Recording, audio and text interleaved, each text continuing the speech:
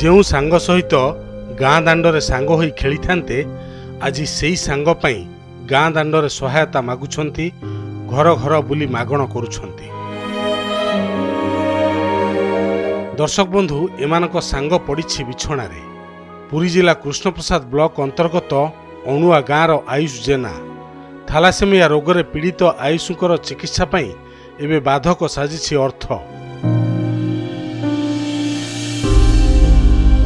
ଡାକ୍ତର କହିଛନ୍ତି ତାଙ୍କ ଚିକିତ୍ସା ପାଇଁ ଦରକାର ପଡ଼ିବ 40 ଲକ୍ଷ ଟଙ୍କା।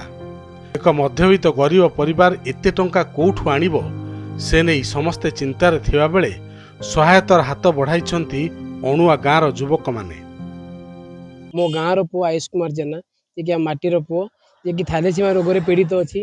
ଦୀର୍ଘ 8 ବର୍ଷ ହେଲାଣି ସେ ଚିକିତ୍ସିତ ହେଉଛନ୍ତି, ଯେଉଁଟାକି ମିନିମମ୍ 40 ଲକ୍ଷ ଟଙ୍କା ଦରକାର ନାରାୟଣ ହେଲ୍ଥ ହସ୍ପିଟାଲ ବାଙ୍ଗାଲୋରରେ କରିବା ପାଇଁ।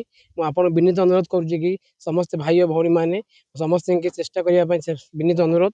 ସମସ୍ତେ ଟଙ୍କେ ଟଙ୍କେ ସାହାଯ୍ୟ କରି ଆମ ଭାରତ 150 କୋଟି ଅଛନ୍ତି, ସେ ପିଲାଟି ବିନିୟମ ଭାବରେ ଆରାମସେ ଘରକୁ ଚିକିତ୍ସା ଫେରିପାରିବ। ସକାଳୁ ସକାଳୁ ସମସ୍ତେ ବାହାରି ପଡ଼ୁଛନ୍ତି ମାଗଣ ପାଇଁ।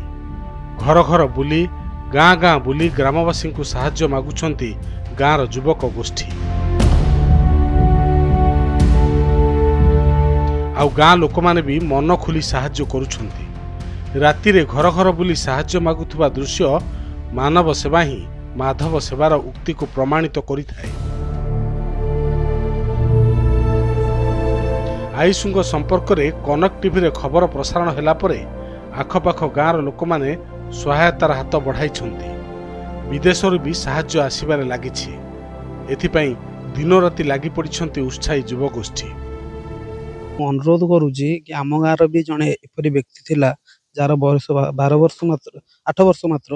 ତାକୁ ମଧ୍ୟ ଆମ ଗାଁ ଯୁବକ ଏବଂ ଆମ ଗାଁ ଯୁବକ ନାହିଁ, ତା ସହିତ ଆମ ଗାଁରେ ବହୁତ ଗାଁର ଆରମ୍ଭ କରିକି ସବୁ କିଛି ଗାଁର ଯୁବକମାନେ ଏକାଠି ହୋଇ ତା ଜୀବନଟାକୁ ମଧ୍ୟ ଫେରାଇ ପାରିଥିଲୁ। ଅନୁରୋଧ କରୁଛି ଏ ଛୁଆଟିର ଜୀବନ ମଧ୍ୟ ଆମେ ନାହିଁ, ଆମ ପରି ହଜାର ହଜାର ଲୋକ ମଧ୍ୟ ଟଙ୍କାଟେ ଦେଲେ ମଧ୍ୟ ତା ଜୀବନଟା ମଧ୍ୟ ରକ୍ଷା ହେଇପାରିବ। ଅନୁରୋଧ କରୁଛି ସମସ୍ତେ ସାହାଯ୍ୟର ହାତ ବଢ଼ାନ୍ତୁ। ଯେଉଁ ଆୟୁଷ ଆମର ଅଣୁଆ ଗ୍ରାମର 8 ବର୍ଷର ଛୁଆଟି, ତାକୁ ରକ୍ତହୀନତା ଏବଂ ପୀଡ଼ିତାରେ ସେ ପଡ଼ିଛି। ତାକୁ ଆବଶ୍ୟକ 40 ଲକ୍ଷ ଟଙ୍କା ଦରକାର। ତ ଆମେ ଯେମିତି ଆମେ ଯୁବ ସବୁ ଗାଁର ମିଶିକି ଏବେ ଯେମିତି କଲେକ୍ସନ୍ କରୁଛୁ ଟଙ୍କେ ଟଙ୍କେ ସବୁ ପ୍ରତି ଗାଁରେ ବୁଲି ବୁଲି କଲେକ୍ସନ୍ କରୁଛୁ। ତ ସବୁ ଯୁବପିଢ଼ିକି ମୋର ଅନୁରୋଧ, ଆମ ସତରେ ସାମିଲ ରୁହନ୍ତୁ। ଏ ପିଲାଟାର ଜୀବନ ବଞ୍ଚାଇବା ପାଇଁ ନେଇକି କିଛି ସହଯୋଗ ଲୋକଙ୍କ ପାଖରେ ମାଗିବା, ହାତ ବଢ଼େଇବା।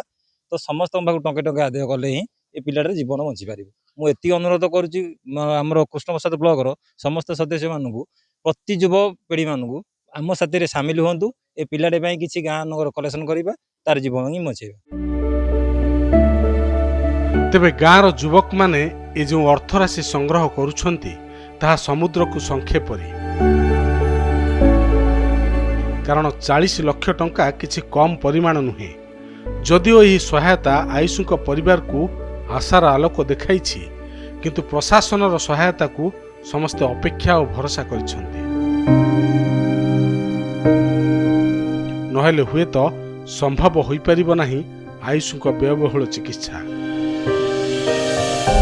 ପୁରୀ ଜିଲ୍ଲାର କୃଷ୍ଣପ୍ରସାଦରୁ ଜିନୁ ପଲାଇ, କନକ ଡିଜିଟାଲ।